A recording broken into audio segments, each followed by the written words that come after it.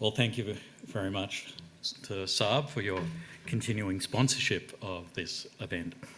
And I'd also like to acknowledge Michael. I mean, my name's on the cover of the Cost of Defence, but you know there is a lot of, we talk every day, there's a lot of Michael's input in the Cost of Defence. And so if there's bad stuff, blame him, but if there's good stuff, I'll take.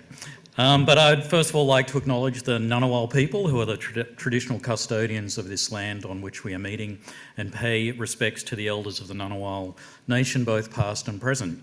And I extend this respect to all Aboriginal and Torres Strait Islander peoples in attendance today, or who happen to watch this on the internet. And Jeff Pryor isn't here, but I'd also like to acknowledge Jeff Pryor, the cartoonist who has done, like, I think this is the 6th or 7th cartoon he's done for the strategist. And I have to say that getting the cartoon for the cover is the most stressful part of the Cost of Defence. And so when Jeff delivered that a week and a half ago, sort of my stress levels just dropped immensely.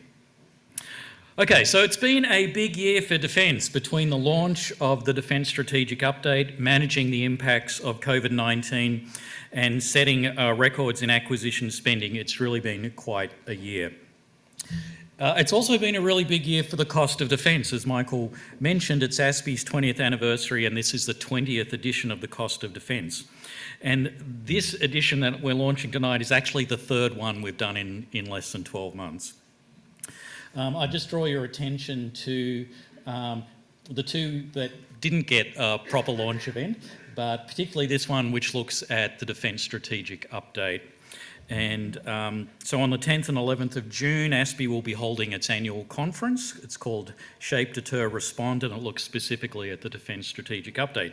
So if you're planning on attending the conference, I'd suggest a quick run through of that issue of the Cost of Defence as a primer on some of the key issues.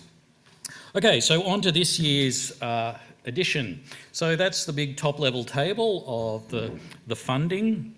And once again, the Australian government has delivered exactly the funding it promised in the 2016 Defence White Paper and the subsequent 2020 Defence Strategic Update. It's probably not surprising. If the government was willing to recommit to the Defence White Paper's funding line in the depths of the COVID-19 recession, it's unlikely it would have walked away from it now that the economy is recovering much faster than anybody had expected.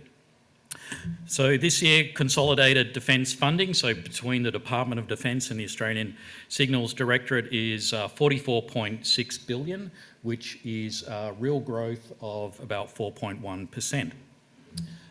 If we look at the previous table, that's the 9th straight year of real growth in the defence budget.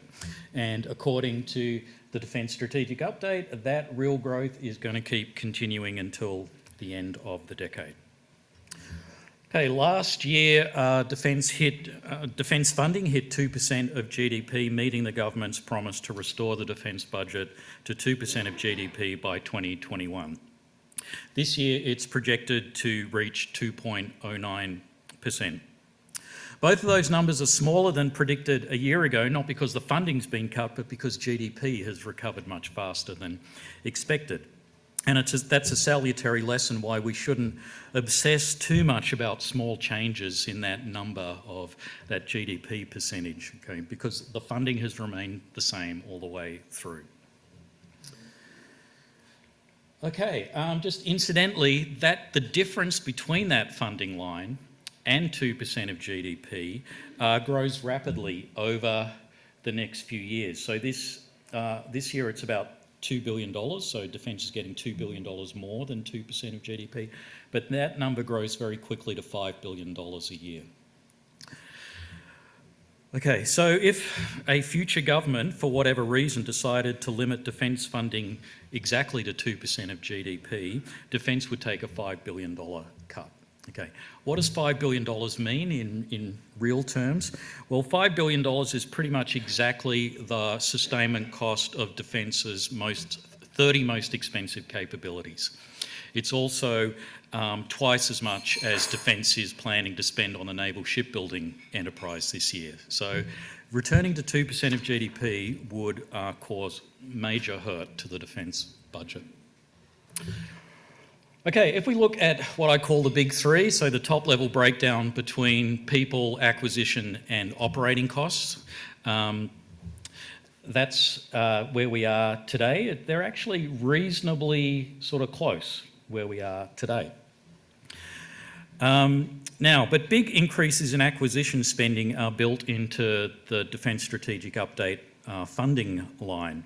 Traditionally, it's sort of been the smallest of the three, that's the blue line, but it's meant to grow to the largest of the three and eventually hit 40% of the defence budget, which is kind of unprecedented. Interestingly, it's been stuck around about 30% for the last 6 or 7 years.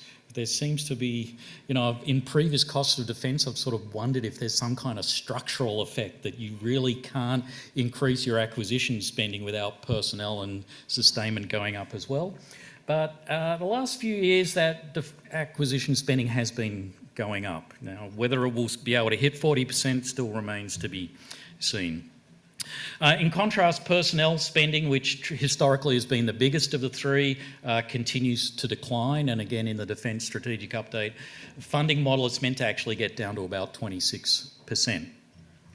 And that trajectory is already occurring, but just keep that red line in mind because we will come back to talk about that a bit later.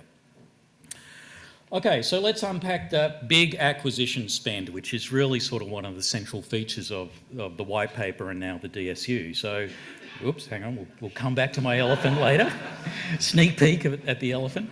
Okay, so we can see that, there's been solid, consistent growth in Defence's acquisition budget from around $7 billion at the time of the 2016 white paper to a planned $15 billion at the end of the forward estimates.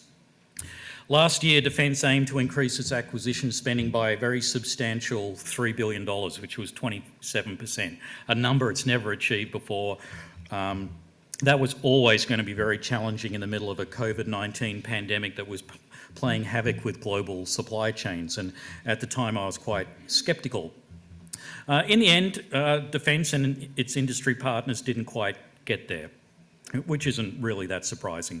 And it fell, once you take foreign exchange adjustments into account, it probably fell around about $1 billion short against that big planned increase. But nevertheless, Defence set spending records in its equipment, infrastructure and ICT programs. So in my view, it's a pretty impressive outcome. The name of the game is really to spend money, to get capability, and Defence has managed to move a lot of money in the middle of the COVID epidemic.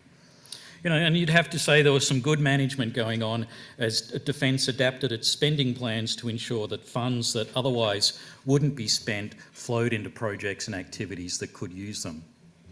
And a $2.3 billion spend on infrastructure also probably made a big difference in regional communities as well as a form of stimulus.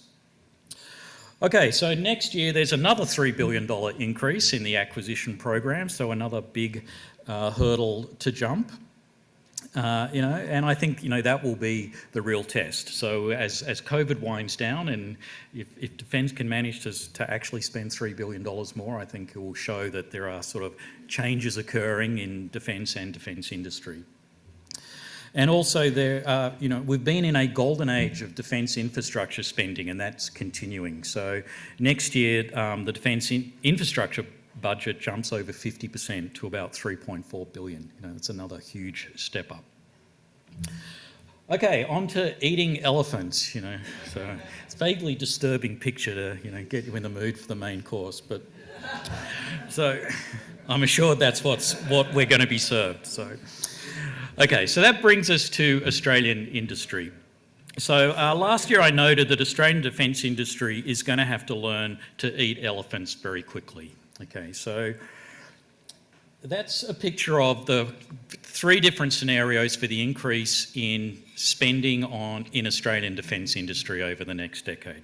So the compounding effect of the growing overall defence budget, the growing share of acquisition within that total, and the government's intent to grow Australian defence industry means that local spending on defence equipment could grow over the decade from about $2.6 billion in 2019-20 to, depending on how big a share Australian industry gets, somewhere between, 7 and $11 billion. Okay, so massive increase there. And that's just the acquisition budget, so the sustainment budget is even bigger. Okay, so big elephant.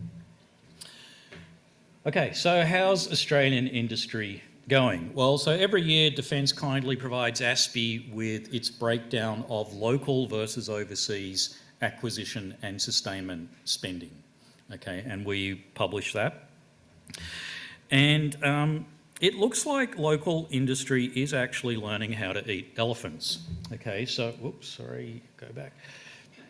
So there's been, the blue columns are local Australian spending on acquisition of equipment, and there's been a very substantial increase over the last year. It's grown by 35% to $3.5 billion. Okay.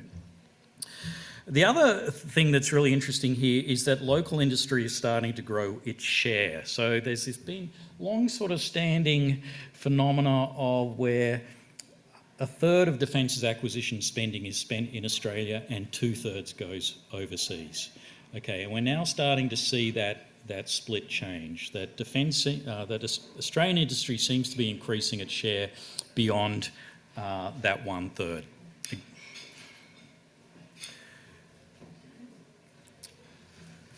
Okay, now, unfortunately, I'm not aware of any data that breaks that local spending down between sort of the subsidiaries of the overseas primes and local SMEs. So that's still a bit of a mystery, and so perhaps maybe that's some data that Defence might like to share with the rest of us at some point.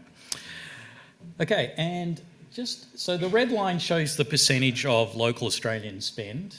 And at this end, it's starting to grow. But if we go back to 12-13, which is the last time there was a big cut to the Defence budget, it seems to have had this massively disproportionate effect on local industry. Okay, so that is, I think, is something we should avoid in future. You speak to local industry, they have long memories. Okay, it's interesting. We still haven't, after nearly a decade, recovered to that point, that 45% share there. Okay, moving on to everybody's favourite topic, the Naval Shipbuilding enterprise. So its spend continues to rise. It fell short of its target last year, but still managed to reach 1.6 billion here. And it's planning a jump of nearly $1 billion this year to around 2.5 billion. Again, I'm kind of sceptical they'll get there, but at least they have ambitious project managers, which is a good thing. But if we consider that the two biggest elements of that enterprise, the Future Submarine and the Future Frigate programs, have not started construction on actual vessels yet, that number still has a long way to go. Okay, I used to think it'd peak at around $3.5 to $4 billion. I'm starting to think that that's underdone, that the mature cash flow will be more than that. And that's before we take into account that the Defence Strategic Update added more ship classes to be built in Australia. So, okay, the good, the bad and the ugly. So you have to say that overall that big investment in capability is delivering. So for example, at the end of last year, the F-35A Joint Strike Fighter reached the key milestone of initial operational capability, and it should reach its full capability in late 2023. So that's after a 21-year long journey starting back in 2002. The Air Warfare Destroyer project is about to reach full capability. I understand Chief of Navy is about to declare FOC on that program. Another example is the Hawkeye protected vehicle journey is also progressing after a number of setbacks, and that is finally entering full rate production. And to me, perhaps the most exciting kind of capability development of the last year was the first flight of Boeing Australia's Loyal Wingman UAV, which to me was a really sort of forceful example of Australian innovation and Australian industry capability. But you would have to say that fundamental issues, challenges, problems remain in Defence's capability acquisition system.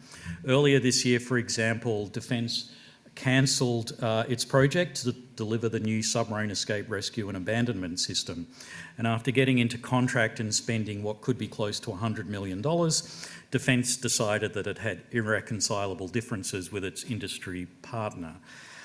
Another example, and again, I'm sure there are people in this room who know much more of the backstory about Land 200 than I do, but that's a program that has been going for about 15 years. We've spent nearly $2 billion, and for whatever reason, it's been put on hold. And I'm sure you've seen the rumours in the media about what's going on there. But I guess the point I would make is that even if it continues, according to the information in the ANAO and the Major Projects Report, it will still take another 10 years to complete. So essentially that it would take longer to deliver than the Joint Strike Fighter project. And considering that Army has repeatedly declared Land 200, so the digitisation of the Army, to be its highest priority project, you've just got to ask, can Defence keep taking a quarter of a century to deliver the capabilities it needs? Okay, so now we move on to the topic which has grabbed the interest of the media, and that is its external workforce. So Defence now has been conducting an external workforce survey for a few years, so we've got some data there. And now Defence's external workforce is now its biggest, quote, service. Okay, so the roughly 32,500 external workers are now bigger than the Army. And I'm saying that in and of itself is not a bad thing. Okay, so if we look at the breakdown of the numbers, so these are the latest numbers. Okay, so the infamous consultants who borrow your watch to tell you the time, they're only 1% of the total, so that's not the issue. Similarly, I don't think the 25,000 outsourced service providers, so people who are making meals on messes, doing cleaning in buildings, who are doing maintenance on Hornets, I don't think anybody really wants to turn back the clock and inshore all of that work back into Defence. The issue are the contractors. Okay, and as you can see, there's been big growth in contractors over the last 2 years. Okay, what's a contractor? Well, according to Defence's own definition, a contractor is a, quote, person engaged by Defence under a contract for skills that would normally be maintained in the Australian Public Service or the Australian Defence Force. The person is engaged to perform day-to-day duties of Defence. Okay, so it is somebody essentially doing the same job as a public servant or an ADF member. So they're not really consultants with exquisitely rare skills that Defence can't be expected to maintain in-house. And in less than 2 years, contractor numbers have grown by about 45% to nearly 6,800. Now, there's very little data available on what these contractors cost. Now, according to evidence provided at Senate estimates hearings, thank you, Stephen, Defence is spending $1.5 billion a year on contractors. Okay, that's the only snippet I've seen on what they cost. So based on rough calculations on the infamous beer coaster, that means the average contractor is costing well over twice the average cost of a public servant. Okay, roughly $280,000 a year to about $120,000 a year to essentially do the same job. So collectively, those contractors could be costing about $1 billion a year more than an equivalent number of public servants today. And that cost is going to grow. Okay, so Defence's acquisition and sustainment budgets are planned to double over the decade. Okay, and Defence will need a much larger workforce to run those activities. But if its own workforce is capped, it's going to increasingly need more contractors. Now, so if we go back to the Big Three table, and look at that red line, you can say, yes, Defence's workforce, the cost of Defence's workforce is falling. But as far as I'm aware, that number is Defence's own workforce. Okay, so it's APS and ADF people. So that $1.5 billion cost, for example, is actually showing up in its increasing acquisition spend or in its sustainment spend. And I'm happy to be corrected on that if I'm wrong. So again, using the infamous beer coaster, it's possible that up to 10% of Defence's acquisition budget is going to contractors to help run projects. Now, overall, the cost of contractors could explode, in my view, and eat deeply into Defence's acquisition budget. Now, certainly there are benefits to using contractors, and flexibility is one of those benefits. But the issue is, what price that flexibility? Okay, is that flexibility worth $1 billion a year? And in my view, Defence needs to ensure that it truly understands the overall cost-benefit calculus at work in its contracted workforce. And also it needs to share that calculus with the Australian Parliament. Okay, now the final issue I want to look at is the DSU. And I think really the most fundamental challenge facing Defence is that misalignment between the high-level strategic judgments in the DSU regarding our strategic environment and the underlying force structure that's meant to address that environment. Okay, now certain elements, such as reprioritising the immediate region, that is occurring. We can see that at work. So Defence is refocusing on the near region. And so that's Defence's spending on operations, and with the drawdown in Middle East operations, spending on operations is now at its lowest level since before the deployment to East Timor. Okay, so that's East Timor, and we're about there. Sorry, well, that's the peak of East Timor. So there seriously is a reprioritisation going on of what Defence does. And simultaneously, Defence is conducting an extensive range of training and engagement activities with partners across the Indo-Pacific, demonstrating resolve and pushing back against the Chinese Communist Party's coercion. But one of the key assessments, in my view, in the Defence Strategic Update is, it made the assessment that the ADF primarily has defensive capabilities, okay, and they are not the capabilities best suited to deter and respond to a great power adversary. So the DSU emphasised the need for long-range strike capabilities that can impose cost on and deter a great power adversary at greater distance. Moreover, the other key reference there is that we can no longer rely on warning time.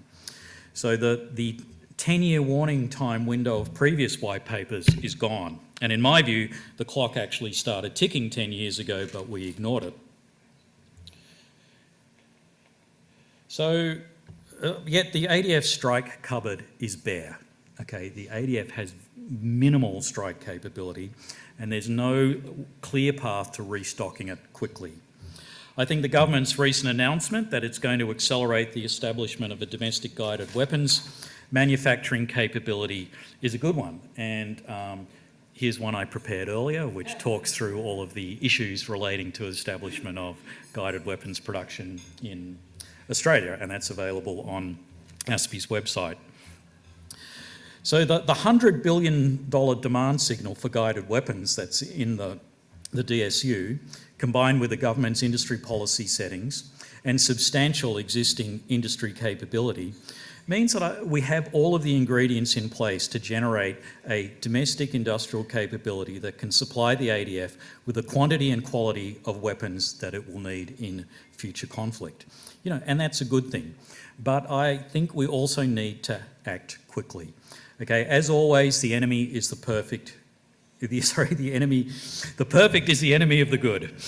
Yes, let's build US missiles here, but I think we should also see what Bazza and Jason and the Australian defence industry can come up with quickly. Okay, let's not constrain ourselves to just buying what the US can sell us.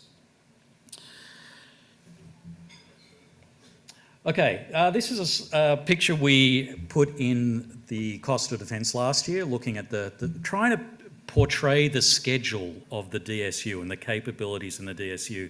And I like it so much. Albert Zhang, our intern, did such a great job. We're rerunning it in this year's Cost of Defence, and I think it sort of shows that the schedule issue there. I won't sort of go through it, but take some time to look at it. And I think one of the key things you're going to see is that all of the new capabilities in the DSU are still some way off. Okay, we're still stuck delivering stuff left over from previous white papers, in a sense. Okay, so much of the force structure and timelines for delivery are holdovers from previous strategic planning documents delivered in circumstances that bear little resemblance to our current one. Fundamental changes to concepts and force structure, such as making greater use of uncrewed and autonomous systems, are occurring only slowly. The vast bulk of investment is still going into small numbers of exquisitely capable yet extremely expensive crewed platforms that take years or even decades to design and manufacture and are potentially too valuable to lose. Moreover, huge investment is planned in capabilities that appear to have minimal deterrent effect on a great power adversary, such as a $40 billion investment in heavy armoured vehicles. You might have seen some of the recent media attention to the $2 billion that's going to be spent on new tanks. And I actually don't have a problem with tanks in the right numbers, but I sort of feel that those $2 billion in tanks is really just the tip of a $40 billion iceberg. Meanwhile, we saw last year in the conflict between Azerbaijan and Armenia that even small states can master the technology and techniques needed to employ drones and precision-guided weapons to destroy masses of armoured vehicles. My favourite statistic at the moment is that Azerbaijan's GDP is 3% of Australia's. Okay, so if Azerbaijan can do it, any state that wants to do it can do it, and probably a lot of non-state actors can do it. Meanwhile, Australia has precisely 0 armed drones. So while it would be an extraordinarily brave decision to turn off investment in future frigates and submarines at this point, we need to make sure that we have, to use Michael's metaphor, a mix of fast food and slow food. We can't afford to wait another decade for the first frigate and 13 years for the first submarine. Moreover, between them, we will have spent well over $25 billion before we get any capability return on that investment. It's a huge opportunity cost. Now, granted, there is funding. If we look here, there's funding for new interesting capabilities such as autonomous ground vehicles, a teaming air vehicle. So there is money in the plan for interesting new autonomous systems, but generally it's a decade away. Okay, so to develop new capabilities quickly, in my view, Defence needs to take more risk and invest more heavily in R&D. However, that's not really happening. Defence's investment in R&D and innovation is, I would say, lamentably small for a technology-dependent organisation. So I couldn't really find a way to make that visible, okay? But so Defence spends less than 0.5% of its budget on its innovation funds. Okay, and I'd also note that at a time when universities' research funds are drying up due to their lack of fee-paying overseas students, now is a perfect time to fund academic research capability to work on defence-related subjects. There's a lot of researchers out there, looking for funding. Okay, and as a final note, sorry, I've gone on too long. The government has delivered the steadily increasing funding it promised at the start of 2016, and that's commendable, considering the economic impact of COVID-19. However, in the DSU, the government also acknowledged that Australia's strategic circumstances have deteriorated since 2016. Yet Defence's funding model hasn't changed. Or to put it another way, the amount of money that Defence will spend in 21-22 was exactly the amount of money the government thought was the right number for this year 6 years ago. Okay, it hasn't been updated in 6 years. My own view is that more funding is needed. But just as importantly, Defence needs to show that it can use it well to deliver capability rapidly. Over the decade, under the existing funding plan, the government is providing Defence with $57 billion. Okay, so with $500 billion, we're starting to talk real money. But in that time, Defence won't deliver a single new combat vessel. Okay, not a single new combat vessel or a single vertical launch cell to sea. So in my view, more funding is needed, but Defence needs to justify or needs to demonstrate that it's absorbed and is acting upon the sense of urgency presented in the Defence Strategic Update. Thank you.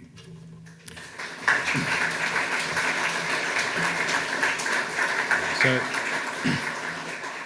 I think we have some time for questions, so if you want to... Yes, yes.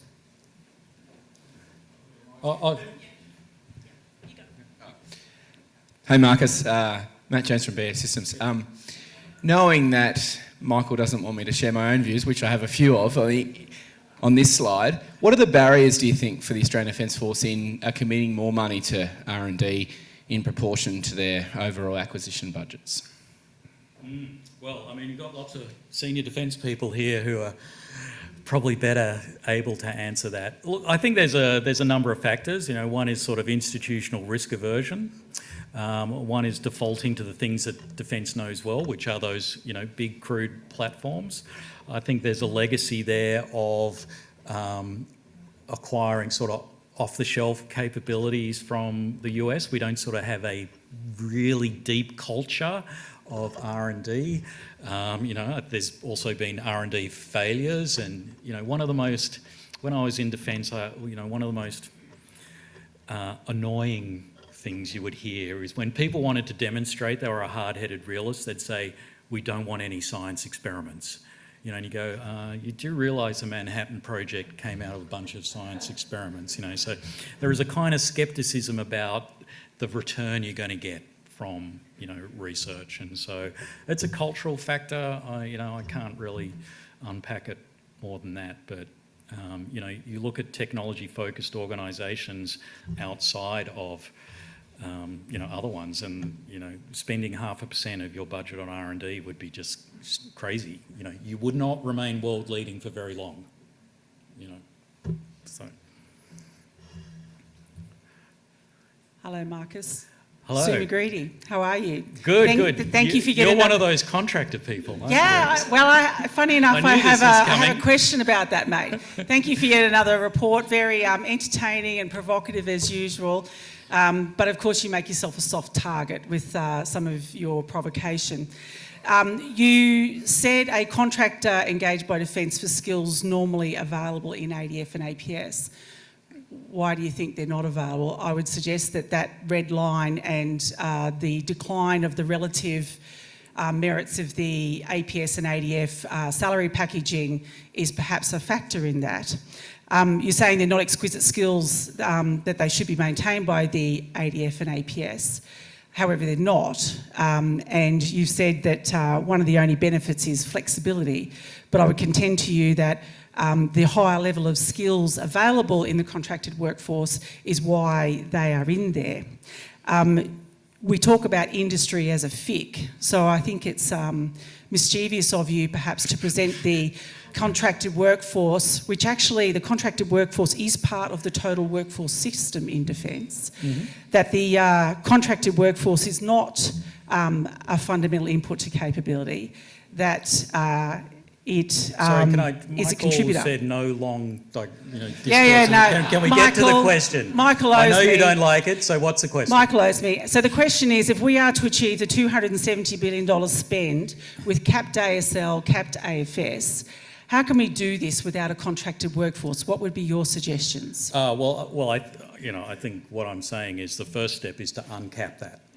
The first step is to uncap that, you know, and you know, contractors do great work, you know, and so I'm not criticising the quality of the work, you know, but the bottom line is by Defence's own definition, these people are doing the kinds of work that is core APS. So the first thing you got to do is trying to fix those things that stop Defence being able to recruit those people. And I don't think, the bigger kind of iceberg we are all heading into is that as that huge acquisition and defence spending grows, everybody's looking for the same skills. So whether you're Defence itself, contractors working above the line for defence, or industry, making the goods and services and selling them into defence, everybody is after the same workforce. Yep. So the government is doing STEM programs, and that's good. We need to increase the size of the workforce. The challenge for defence is it doesn't have the same toolkit that other people do. You can pay more, and pass that cost on to defence. Defence can't pay more to its staff. So I'm not blaming contractors for providing the people into defence that defence needs. Otherwise you're not going to deliver that elephant. So I'm not blaming anybody. I'm simply saying this is a thing that is happening, and that thing is going to get bigger and bigger and bigger, and we need to be proactive about managing it. I'm actually quite sceptical that even if you raise the ASL caps and all the rest of it, that you can get that genie back into the bottle. Okay, part of it is the workforce has become used to much higher salaries, and everybody here has got stories about that. So, I was at a conference recently, bumped into an APS 6 person who used to work for me. He now works as a contractor doing exactly the same job. She was on $80,000 as an APS 6 a few years ago. She got a $160,000 salary in her new job. So I'm not sure we want to keep doing business that way. So I'm not blaming her for taking more money. I'm not blaming her employer for paying her that money, but this is a thing that we need to really get our arms around, I think. So, Kim. Thank you, Kim Bergman, reptile of the media. First of all, I want to say fantastic paper, and thank ASPI on behalf of all of the media for the great work that you do. You're a fantastic resource. We use it a lot. This is the highlight, but I just want to acknowledge all of your colleagues who do equally good work. Keep it up. This isn't part of your paper, but I know that you look more broadly than just the detail of the defence budget. So do you think, given that Australia is about the world's 10th or 11th largest defence spender, that for that huge amount of money, we are actually getting value for money?